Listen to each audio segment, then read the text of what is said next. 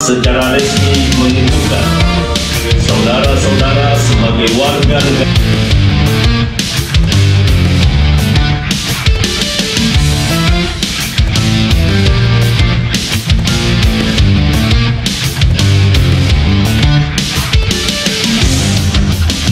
Sebuah kejutan besar kembali dihadirkan oleh Ketua Umum PSSI Erick Thohir dalam perjalanan Timnas Indonesia dalam ronde keempat kualifikasi Piala Dunia 2026. Kali ini, 3 pemain kelas dunia resmi menyandang status sebagai warga negara Indonesia dan akan memperkuat Timnas Indonesia di round 4 kualifikasi Piala Dunia 2026. Apakah kabar ini benar? Atau hanya sebuah manipulatif masyarakat? Sebelum itu tolong ditonton videonya sampai habis ya teman-teman agar kalian semuanya tidak salah paham sama informasi yang kami berikan untuk teman-teman. Dilansir dari thiswhy.id, Erick Thohir kabarnya sedang memproses 3 calon pemain naturalisasi Timnas Indonesia untuk mempertambah skuad Timnas di ronde keempat nanti.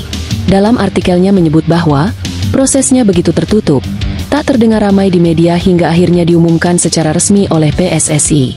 Hanya beberapa hari menjelang pengumuman skuad untuk kualifikasi, 3 nama besar ini tentunya akan menjadi keuntungan besar untuk Timnas Indonesia.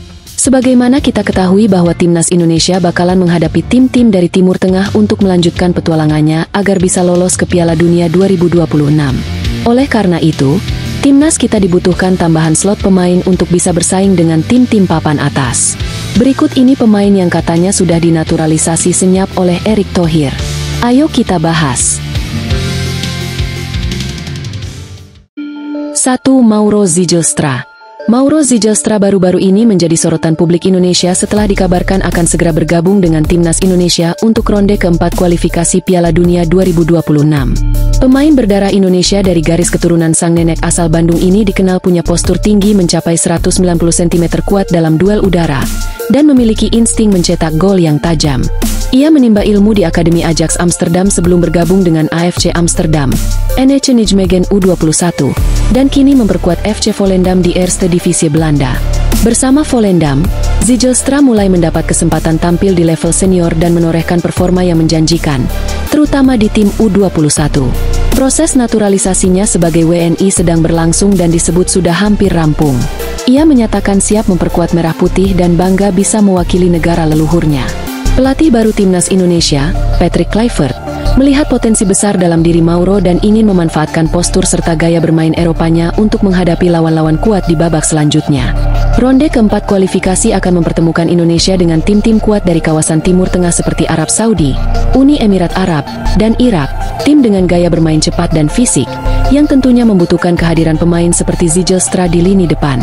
Dengan gaya main agresif dan pendekatan ofensif dari Kluivert, Mauro diprediksi bisa memberi dimensi baru dalam serangan Garuda, baik sebagai target man maupun pendobrak lini belakang lawan. Jika proses administrasi rampung tepat waktu, publik bisa segera menyaksikan Zijlstra mengenakan jersey merah putih dan menjadi tumpuan di fase penting menuju mimpi besar di Piala Dunia 2026. Miliano Jonathan adalah pemain sayap muda kelahiran Arnhem, Belanda yang kini tengah jadi perhatian publik sepak bola Indonesia, karena berpotensi memperkuat timnas dalam waktu dekat. Pemain berusia 21 tahun ini dikenal sebagai winger eksplosif yang memiliki kecepatan luar biasa serta kontrol bola yang sangat baik di atas rata-rata. Ia merupakan produk Akademi Vitesse Arnhem, salah satu klub yang punya reputasi kuat dalam pengembangan pemain muda.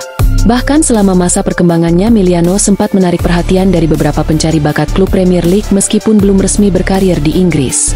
Gaya mainnya sangat khas winger modern yang tak hanya cepat tapi juga mampu menggiring bola dengan cermat dan menembus pertahanan lawan dari sisi sayap. Ia memiliki insting mencetak gol yang tajam serta kemampuan menciptakan ruang yang membuatnya sulit dihentikan dalam situasi 1 lawan 1. Saat ini Miliano disebut sedang menjalani proses untuk mendapatkan status sebagai warga negara Indonesia, karena memiliki garis keturunan dari keluarga ibunya yang berasal dari Indonesia. Proses tersebut tengah difasilitasi oleh Federasi Sepak Bola Nasional dan bila berjalan lancar Miliano bisa memperkuat skuad Garuda di ronde keempat kualifikasi Piala Dunia 2026. Indonesia sendiri akan menghadapi tantangan berat karena dijadwalkan bertemu tim-tim kuat dari kawasan Timur Tengah yang dikenal agresif dan cepat. Kehadiran Miliano di sektor sayap diharapkan bisa memberi keseimbangan sekaligus senjata tambahan dalam menyerang karena keahliannya membuka ruang dan menusuk ke kotak penalti. Dengan dukungan penuh dari pelatih Patrick Kluivert dan staf kepelatihan, Miliano bisa menjadi bagian penting dari transformasi timnas menuju permainan yang lebih modern, cepat, dan tajam. Jika semuanya berjalan sesuai rencana, publik Indonesia bisa segera melihat pemain muda ini mengenakan jersey merah putih dan membawa harapan baru di kancah internasional. 3. Mitchell Bakker. Mitchell Bakker adalah bek sayap kiri modern dengan kemampuan menyerang dan bertahan yang sangat seimbang. Bermain di klub-klub besar seperti Paris Saint-Germain, PSG, dan Bayer Leverkusen telah membentuknya menjadi pemain yang matang secara teknis dan taktis. Gaya bermain Bakker sangat cocok untuk kebutuhan tim nasional Indonesia saat ini, terutama di lanjutan ronde keempat kualifikasi Piala Dunia 2026, di mana setiap detail permainan akan sangat menentukan. Salah satu keunggulan utama Bakker adalah kemampuan ofensifnya yang kuat. Ia sering melakukan overlap dengan cepat dan cerdik, membuka ruang di sisi sayap kiri dan memberikan crossing akurat ke area penalti lawan. Ini sangat penting karena selama ini Indonesia kesulitan mengembangkan serangan dari sisi sayap. Dengan kehadiran Bakker, timnas memiliki opsi serangan yang lebih dinamis dan berbahaya. Kecepatan dan daya jelajahnya memudahkan tim melakukan serangan balik yang cepat dan efektif. Di sisi pertahanan, Bakker juga sangat solid. Posisi dan timing taklingnya tepat, sehingga mampu menghentikan serangan lawan sebelum berkembang menjadi ancaman serius. Ia punya kecepatan yang cukup untuk mengejar pemain lawan, serta kemampuan bertahan dalam situasi 1 lawan 1 yang sangat krusial di level internasional. Hal ini akan sangat membantu Indonesia untuk memperkuat sisi kiri yang selama ini menjadi titik lemah. Pengalaman Bakker di Liga Champions dan Liga 1 sangat berharga untuk timnas Indonesia. Ia sudah terbiasa menghadapi tekanan tinggi dan lawan-lawan berkualitas, sehingga mentalnya siap menghadapi pertandingan penting di kualifikasi Piala Dunia. Mental kuat ini akan menular ke seluruh skuad dan membantu Indonesia tampil lebih percaya diri dan solid. Secara taktik, Bakker juga fleksibel. Ia dapat bermain sebagai bek sayap kiri dalam formasi 4-3-3 maupun sebagai wingback di formasi 3-5-2 atau 5-3-2. Fleksibilitas ini memberikan pelatih kebebasan untuk mengatur strategi sesuai kebutuhan pertandingan. Di lanjutan ronde keempat kualifikasi, kemampuan ini akan sangat berguna untuk mengantisipasi gaya permainan lawan yang berbeda-beda. Kehadiran Mitchell Bakker diprediksi akan menjadi revolusi besar di sisi kiri pertahanan Indonesia. Ia bukan hanya memperbaiki lini belakang, tapi juga meningkatkan kualitas transisi serangan dan memberikan pilihan taktis yang lebih kaya. Dengan Bakker, Indonesia bisa lebih agresif dan solid dalam menghadapi tantangan besar di kualifikasi Piala Dunia 2026, serta membangun fondasi untuk bersaing menuju Piala Dunia.